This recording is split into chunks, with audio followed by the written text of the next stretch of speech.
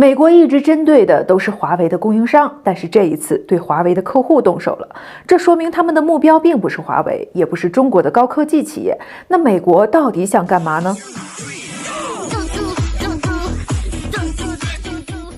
？1月12日，三大运营商的 ARD 在纽交所正式退市，但这一次有些反常，事件出现了戏剧性的2度反转，这难免会让人陷入深思。这背后似乎是有2股力量在进行博弈，但最后的结果仍旧是三大运营巨头会是实体清单。我们今天就来聊聊这个事件中让人感到疑惑的几个问题。第一，美国的真正目标到底是什么？它为什么要打击华为？第二，我们的芯片和工业软件为什么会成为被打击的对象？第三，为了突破封锁，我们都做了什么？咱们先来说第一个问题，美国的真正目标到底是什么？当下我们在建设一条信息的高速公路，这条高速公路建成之后，我们就拥有了它的所有权，又叫做信息主权。你像联通、移动、电信叫做运营商，他们是来规划、管理、运营这条高速公路的。你像华为、中兴、烽火叫做通信设备商，他们负责给这条公路供应砂石、施工技术。你像云服务供应商、数据中心供应商，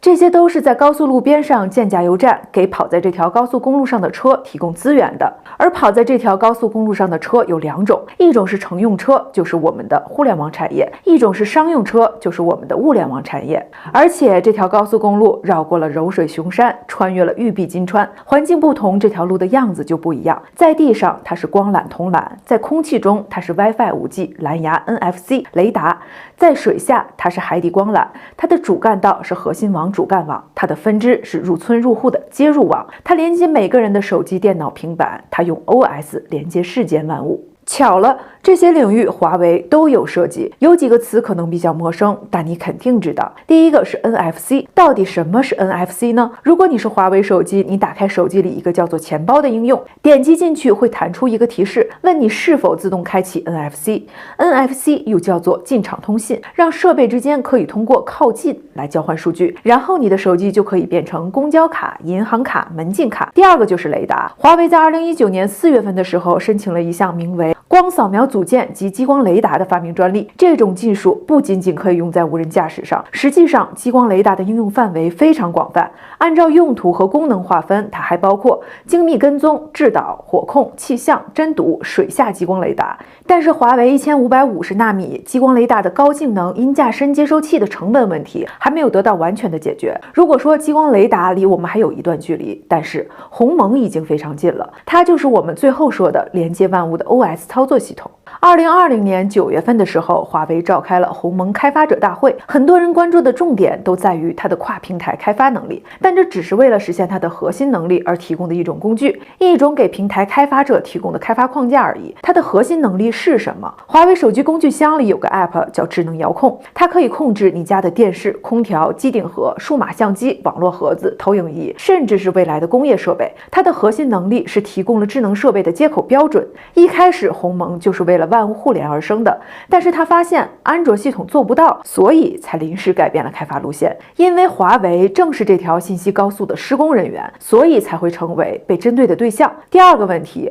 我们的芯片和工业软件为什么会成为被打击的对象？美国针对的是这条信息筑起的高速公路，他发现这条高速公路用到的一些石英砂和水泥我们自己造不了，所以通过限制我们使用的方式来阻止我们建设这条路。石英砂就是芯片，而水泥就是工业软件。第三个问题是，为了突破封锁，我们都做了什么？首先我们要找到2个领域的症结之所在，我们才能知道我们对症下了哪味药。这里就要追溯一下我们的芯片发展史。从2000年开始，中国涌现了大批优秀的芯片公司，原因是改革开放以后恢复高考后的延时红利。为什么说是延时呢？因为芯片行业和别的行业不一样，人才培养周期非常长，冷板凳要坐上10年，顶级人才都必须要读到博士。到了2000年之后，这些顶级的人才才开始回国创业。有2个学校在中国半导体人才培养地位非常突出，一个是清华大学，一个是加州大学伯克利分校。美国的实体清单中为什么没有清华？在2004年的时候，清华89级物理系的朱一鸣和85级电子系的舒清明准备创业搞芯片，找到了85级自动化系的李军，李军帮他们弄了一笔风投，并介绍给83级经济系的薛军，薛军联系到80级公务系的罗卓，罗卓掌管的基金投了200万人民币，又拉来了8一级电子系的邓锋。可以想象，这个圈子发展到后期，清华子弟占据华人半导体的半壁江山。不列入实体清单，并不是清华对芯片的贡献小，恰恰相反，他们在芯片领域的势力非常强大。以这个圈子形成的资源、人脉、技术，有能力突破 EDA 工业软件的封锁。也就是这个时候，中国的芯片设计和芯片封装领域发展的非常迅速。而在芯片制造领域呢，带领300多位台湾工程师回到大陆的张汝京，创立了中芯国际。他被人们誉为建厂大师，毫不夸张地说，他是一位懂技术、懂管理、懂经营的复合型人才。他深谙半导体产业的发展规律，在2001年互联网破灭后的半导体低潮期建厂，收购了大量的低价二手设备，并趁天津摩托罗拉工厂经营不善，以低价换股的方式买下了整个工厂。仅花了3年就建起了4条8寸生产线和1条12英寸生产线，这个速度在全球范围来讲都是史无前例的。到了2001年9月份的时候，就开始投片试产。到了2003年，中芯国际已经冲到了全球第4大代工厂的位置，崛起速度令人啧舌。所以2003年的时候，在中芯国际即将赴港上市的关键时刻，台积电在美国加州起诉中芯国际，要求赔偿3.6亿美金。这场官司一直拖到了2005年，疲于应付的中芯国际选择了与台积电和解，赔偿了1.75亿美金。1年半后的2006年，在中芯国际准备融资的前夜，台积电再次出手，指责中芯国际最新的0.13微米工艺使用台积电的技术，违反了和解协议。这一次，中芯国际反应非常强烈，坚决否认自己侵权，并准备了大量的证据。台积电选择在美国加州发起起诉，而张汝京则出人意料地选择在北京高院反诉。虽然不一定能赢，但是最起码可以争取周旋时间。但是很可惜，北京高院在2009年6月份的时候驳回了中芯国际的诉求。这一次，中芯付出了更大的代价，在1.75亿美金的基础上再赔2亿美金，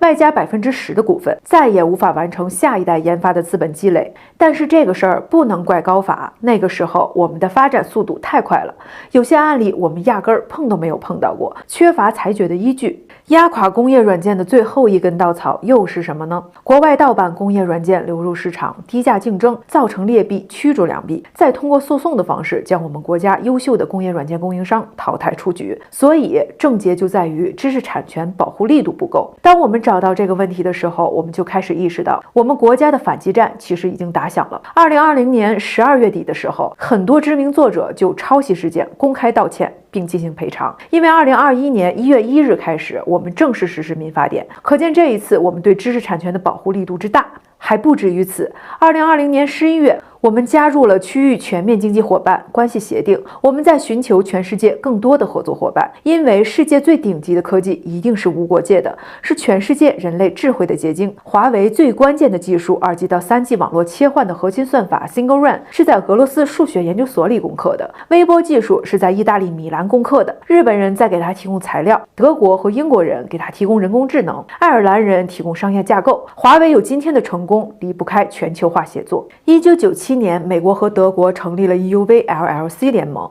随后荷兰的阿斯麦加入了这个联盟。然后有3个国家实验室设计了虚拟国家实验室的组织模式，组织协同攻关 EUV 极紫外光刻技术。这种组织模式极大地缩短了研发预算，而且综合考虑各个国家实验室的专长和优势，研发体量最大的桑迪亚实验室负责新光源系统的研发、记录材料研究以及对整个 EUV 工程原型系统的整合开发任务。劳伦斯伯克利国家实验室负责精确光学测量、多层镀膜检测系统等开发任务。劳伦斯利弗莫尔实验室负责关键的新光学器件设计以及眼模板系统研发等。而联盟的企业负责提供研发预算、分享产业研发前景和应用经验。所以顶尖的科技产品研发一定是全球化协作的结果。如今在重庆，我们看到很多头发花白的日本专家追随着中国年轻的企业家，在偏僻的开发区里拉制硅棒。在北京，来自中国的科学家在召开 AI 芯片发布会。在张江，一群从美国回来的中年工程师在拆解芯片方案的参数。